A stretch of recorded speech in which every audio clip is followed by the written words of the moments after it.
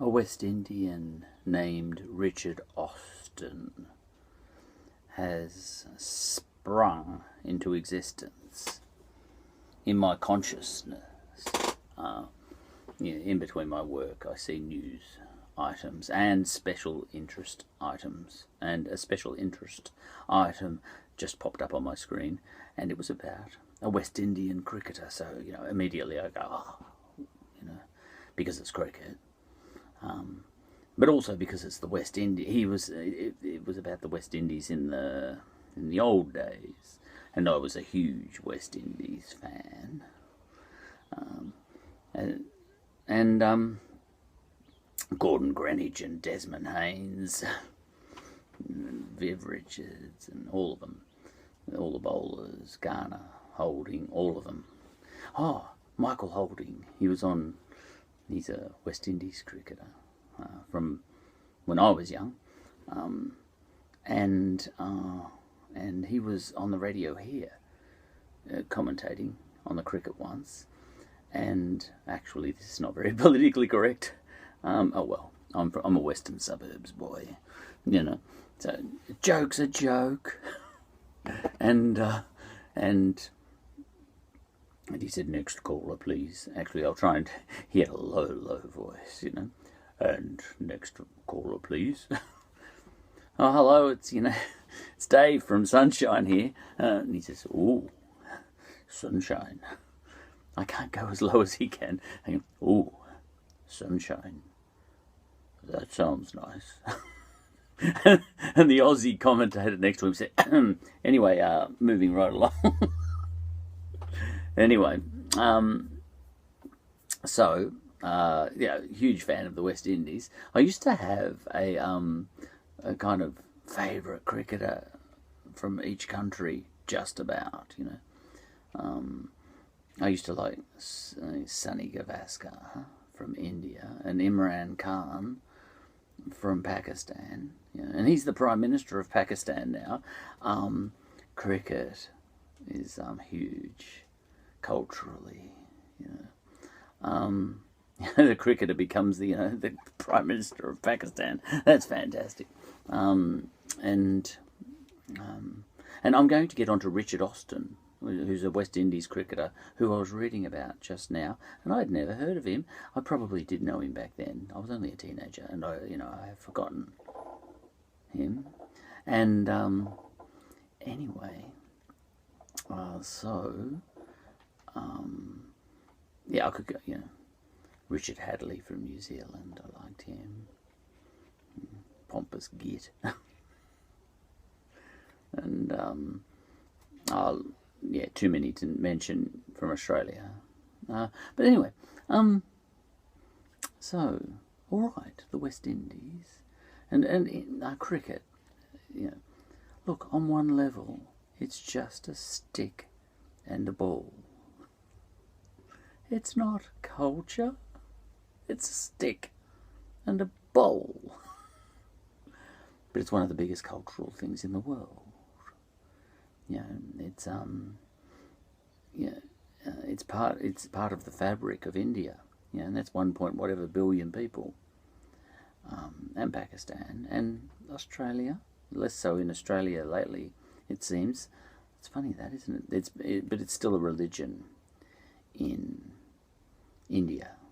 Cricket in Pakistan, and and in Australia and New Zealand and England and South Africa and the West Indies and all the other places, Zimbabwe, and all the whole Commonwealth,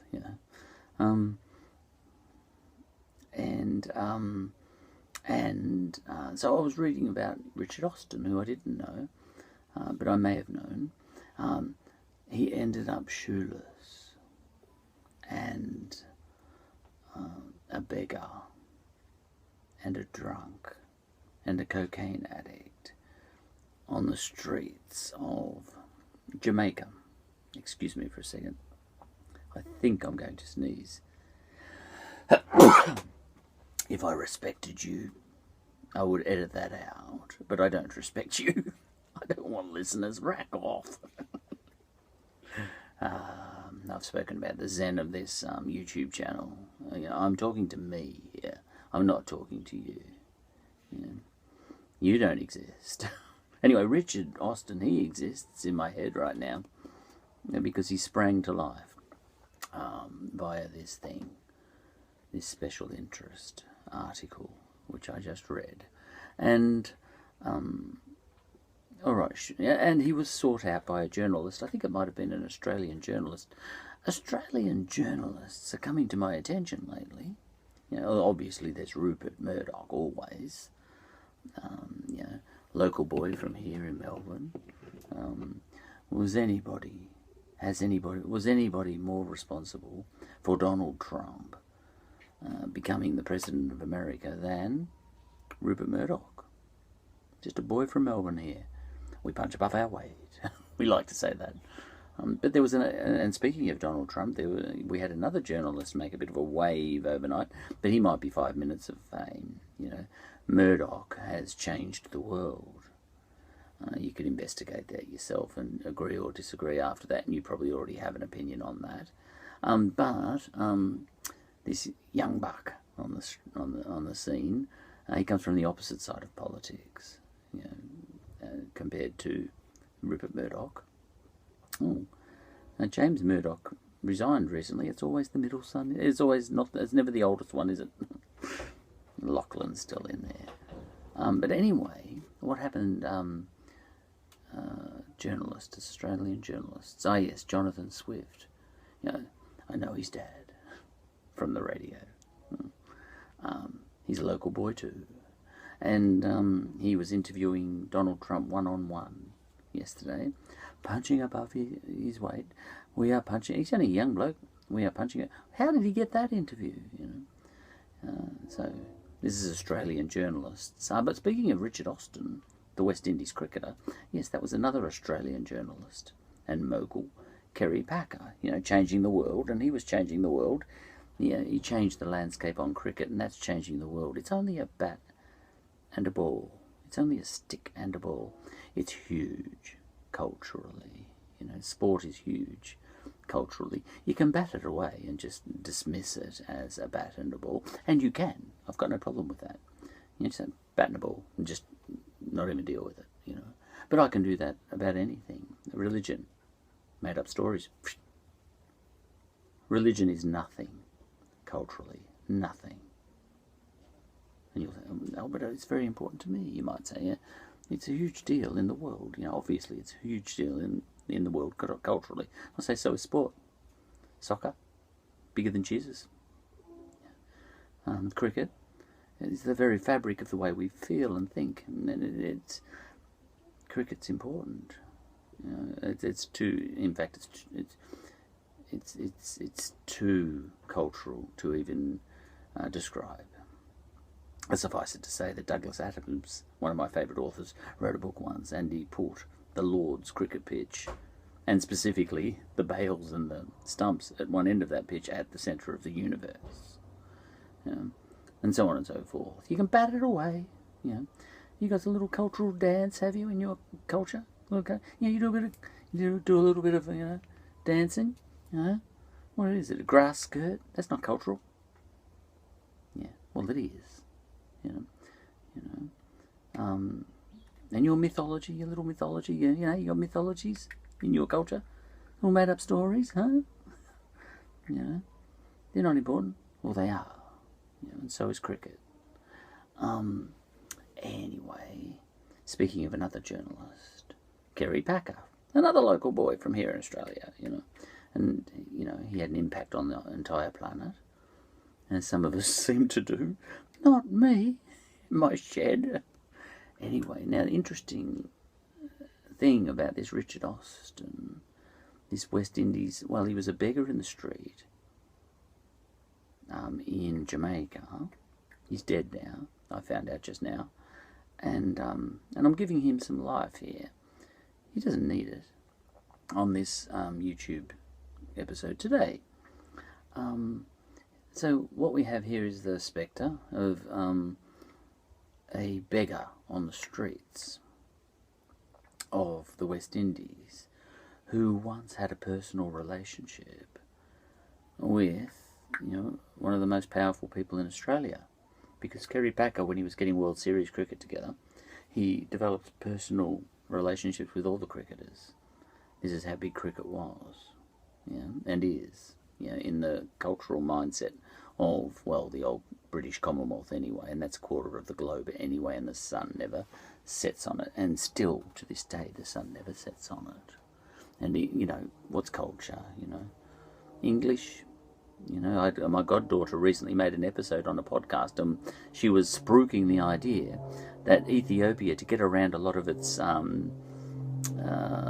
tribal kind of conflict, they should adopt English as their national language, like Kenya has in matters of administration and politics and all that sort of stuff.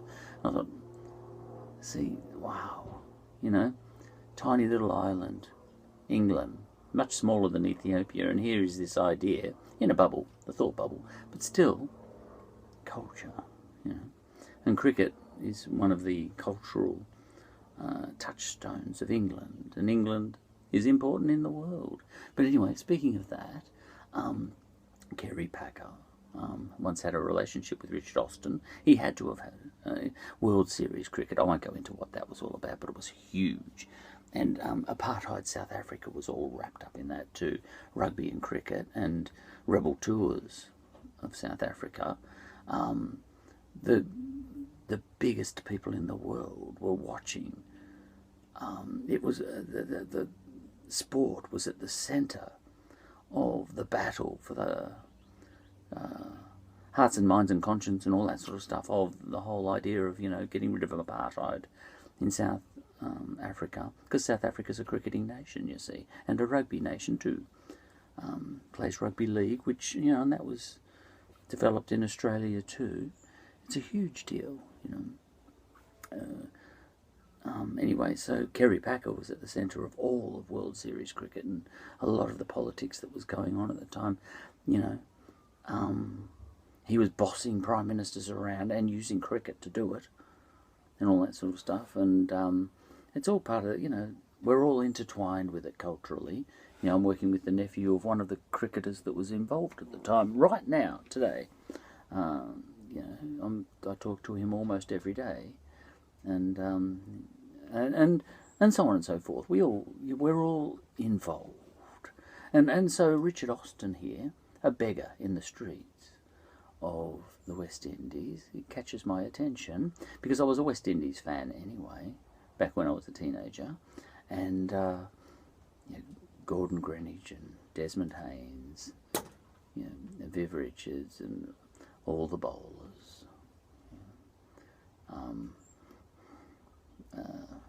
Michael Holding, and all of the rest of them. I think I mentioned those guys. Joel Garner. But I didn't remember Richard Austin, but now I know him, and he's dead.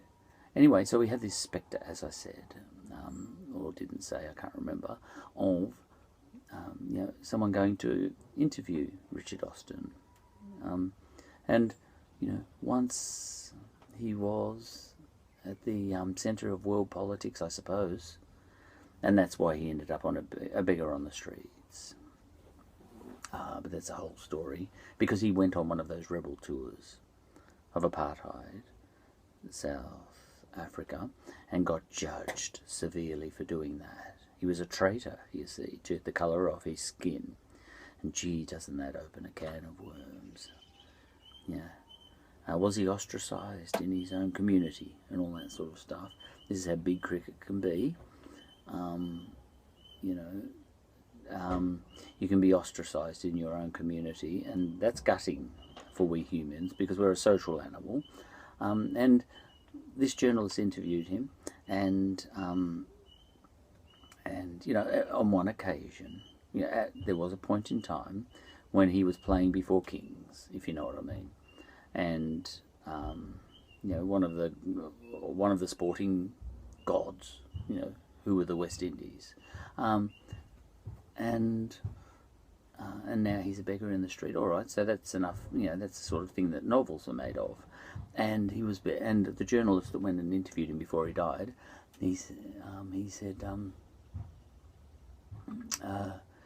Richard Austin said to him, because I think he might have been an Australian journalist as well, can you please, and I think he was crying, or that's what the journalist reported anyway, please ring Kerry Packer, and tell him what's happened to me and get him to rescue me. Now that's interesting, isn't it? Someone, a beggar in the streets of Jamaica, trying to reach out to someone who was once his personal acquaintance, who was one of the most powerful people in the world.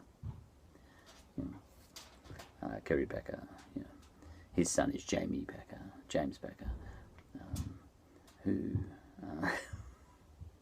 made the mistake of getting hooked up with what's her name, Mariah Carey, who did that song Without You, which was written by a guy called Pete Ham, who's another a person I've been obsessed with. That's a whole other story. So that's that. So I learnt about Richard Austin, and he's come into existence here. And reading the article, which was about cricket essentially, and a cricketer, just a homeless cricketer, who was good with a stick and a ball. But reading the article, I got a real sense of Jamaica, and the politics around Jamaica, and what makes you a traitor, and all that sort of stuff, and his motivations for having gone to South Africa. He spoke about that. I didn't read the article; I sped read it, and his motivations for going to South Africa, and I was sympathetic to that. And it's never black and white, unless you want it to be, of course, unless you're that sort of person. And so on and so forth, and I got a feel for world politics and South Africa and all that sort of stuff, all by watching something about cricket, which is nothing more than a stick and a ball. And yes, it is nothing but a stick and a ball. You can wave it away as nothing more than that. But I learnt a lot by reading about a homeless bloke with no shoes in the gutter who used to be good with a stick and a ball. Richard Austin has just sprung into existence on my episodes and in my head. He didn't exist before this, in my mind anyway. What is existence?